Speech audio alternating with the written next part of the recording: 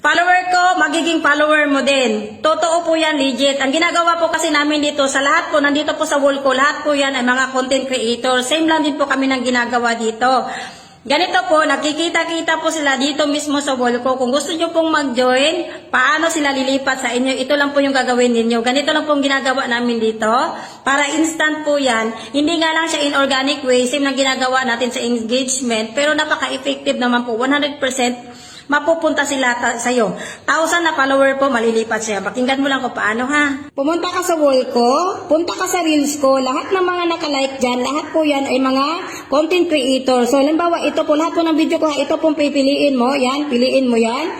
Nakita mo ba yung mga nakalike dyan? Yan po yung mga content creator na pwede mo makuha. First, mag-like ka dyan para makita ka din nila. Siyempre, mag-like ka. At the same time, i-share mo talaga ito, no?